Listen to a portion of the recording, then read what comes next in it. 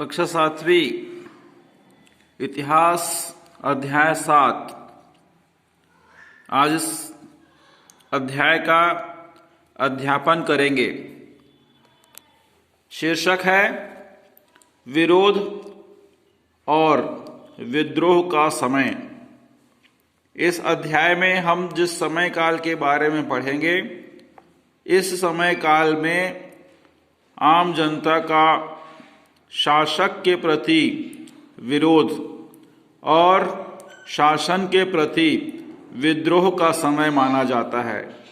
ठीक है, हमने पिछले पाठ में पढ़ा था कि बादशाह अकबर ने 50 सालों तक शासन करके एक विशाल साम्राज्य की स्थापना की। उसके बाद उसका बेटा जहांगीर सन 1606 ईस्वी से 1627 ईस्वी तक शासन किया और उसके बाद जहांगीर का बेटा शाहजहां 1627 से 1658 तक बादशाह रहे। अर्थात उन्होंने इस समय के दौरान शासन किया। शाहजहां के काल में दिल्ली का लाल किला, जामा मस्जिद और आगरा में प्रसिद्ध ताजमहल का निर्माण हुआ। ठीक है, तो इस समय में शाहजहां के समय में क्या हुआ? दिल्ली में लाल किला बना, जामा मस्जिद बनी और आगरा में प्रसिद्ध ताजमहल का निर्माण हुआ। आगे देखेंगे, सन 1657 में बादशाह शाहजहां बीमार पड़ा और उसके चारों बेटे दारा शिकोह, औरंगजेब, शाह सुजा और मुराद बादशाह बनने के लिए आपस में युद्ध करने लगे। ठीक है, कहने का तात्पर्य यह है कि जब शाहजहां बीमार पड़ गया 1657 में, तो उनके 4 बेटे थे। उन चारों बेटों में आपस में युद्ध होने लगा। किसके लिए? बादशाह बनने के लिए, अपने पिता का स्थान लेने के लिए। इस युद्ध में औरंगजेब ने अपने सभी भाइयों को पराजित कर दिया और वह सन 1658 में दिल्ली का बादशाह बना। उसने अपने पिता शाहजहां को कैद कर लिया और कैद में ही 8 वर्षों बाद शाहजहां की मृत्यु हो गई। औरंगजेब के शासनकाल में मुगल साम्राज्य का सबसे अधिक विस्तार हुआ। ठीक है, विस्तार हुआ मतलब उसके राज्य की सीमाएं लगातार बढ़ी। उसे कई समस्याओं का सामना भी करना पड़ा। छत्तीसगढ़ में प्राचीन शासन पद्धति ही प्रचलित थी, क्योंकि यहाँ पर किसी मुगल सूबेदार के शासन करने का उल्लेख नहीं मिलता है। ठीक है, तो इस प्रकार से हमने जाना कि किस प्रकार अकबर के बाद के उनके उत्तराधिकारी के रूप में किसने शासन किया, कब तक शासन किया, और फिर उसके बाद शाहजहां ने किस सन से किस सन तक बादशाह रहे, और शाहजहां के बाद औरंगजेब किस प्रकार से अपने पिता की गद्दी को अपने भाइयों से युद्ध करके छीना और राजगद्दी पे बैठ गया 1658 में। यहां तक कि उसने अपने पिता को भी कैद कर लिया और कैद में ही रहते हुए शाहजहां 8 वर्षों तक कैद में रहे और वे मृत्यु को प्राप्त हुए। ठीक है, तो इस प्रकार से मुगल साम्राज्यों का शासन चलता रहा, आगे बढ़ता रहा। अब ऐसी स्थिति में वहां के किसानों और जमींदारों ने विद्रोह किया। ठीक है, विद्रोह किया मतलब शासन के प्रति गलत कार्य पर होने वाले शासन का विद्रोह किया, विरोध किया, बगावत की। ठीक है, शाहजहां और औरंगजेब के समय में मुगल साम्राज्य के किसानों की हालत काफी बिगड़ने लगी। दूसरे साम्राज्य का आर्थिक भार भी उन्हीं पर पड़ा। ठीक है, तो दूसरे साम्राज्य का जो आर्थिक भार था वो भी किसानों और जमींदारों पे पड़ा, जिसमें सेना का खर्च, लाल किला व ताजमहल जैसी इमारतों के निर्माण का खर्च भी काफी बढ़ गया। इसका नतीजा यह हुआ कि किसानों पर लगान का बोझ लगातार बढ़ता गया।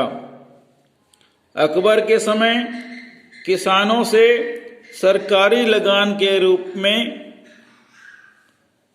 गांव के अलावा जमींदार, मुखिया, पटवारी आदि भी किसानों से वसूली करते थे। जब लगान ज्यादा हो जाता था तब किसान या तो गांव छोड़कर चले जाते थे या फिर मिलकर शासन के खिलाफ विद्रोह कर देते थे।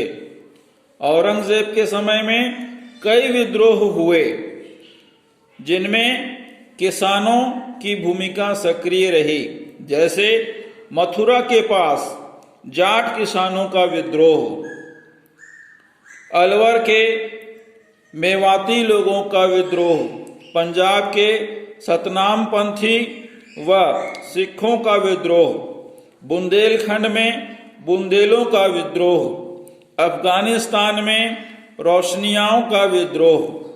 इनमें आमतौर पर स्थानीय जमींदारों ने किसानों का साथ दिया। जमींदार चाहते थे कि वे स्वतंत्र राजा बने। किसानों व जमींदारों ने के इन विद्रोह ने मुगल साम्राज्य की जड़ें हिलाकर रख दी। ठीक है, जब किसी भी कार्य की अति होती है तो वहां पर लोग उसका विद्रोह करते हैं, विरोध करते हैं। ठीक उसी प्रकार से यहां पर भी बातें उत्पन्न हुई। ठीक है, तो यहां पर किसानों ने विद्रोह कर दिया। अब देखेंगे जागीरों की कमी। मुगल साम्राज्य में अधिकारियों की संख्या बढ़ती जा रही थी। अधिकारियों की संख्या बढ़ती जा रही थी, लेकिन सभी अमीरों के लिए पर्याप्त जागीरें नहीं थी। सभी अमीरों के लिए अर्थात अधिकारियों और वरिष्ठ अधिकारियों के लिए पर्याप्त जागीरें नहीं थी जहां से वे लगान वसूली कर सकें। ठीक है, जागीरों की कमी के कारण जमींदारों में असंतोष और अनुशासनहीनता बढ़ने लगी। जागीरदारों के सामने आय संकट का भी दबाव था। इस समस्या से बचने के लिए जागीरदारों ने अंदर ही खेती को बढ़ावा दिया जाता था। जागीरों के अंदर अर्थात जो सीमाएं होती थी उसी सीमाओं के अंदर खेती करने को बढ़ावा दिया जाता था ताकि जागीरदारों की आय बढ़े। परंतु जागीरदारों की इस काम में रुचि नहीं थी, क्योंकि जागीरदारों का तबादला होता रहता था एवं उन्हें हमेशा जागीर के छीने जाने का डर भी बना रहता था। इसलिए जागीरदार इस काम में रुचि नहीं लेते थे। ठीक है, तो ये हमने अध्याय 7 में आज यह जानने का प्रयास किया कि कैसे मुगल शासकों का जो शासन था वो लड़खड़ाने लगा। किसानों और जागीरदारों ने, जमींदारों ने किस प्रकार से मुगल साम्राज्य का विरोध किया, ठीक है, और किस प्रकार से अधिकारियों ने काम में रुचि नहीं ली। क्यों? क्योंकि उनका तबादला हमेशा होता रहता था, ठीक है। तो ये सभी कार्य प्रणालियां जो शासन के अंतर्गत आती थी, इतिहास में हमने ये जानने का प्रयास किया कि किसने किस प्रकार की गलती की, जिसका परिणाम शासन को भुगतना पड़ा, शासन को सहना पड़ा, ठीक है।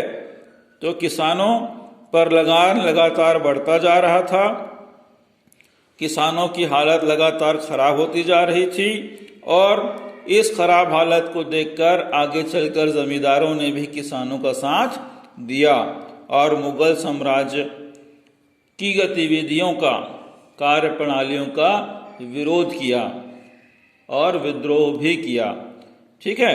तो इस प्रकार से आज हमने पेज क्रमांक 40 का अध्यापन किया है। अगले दिन पेज क्रमांक 41 को पढ़ेंगे, जानेंगे।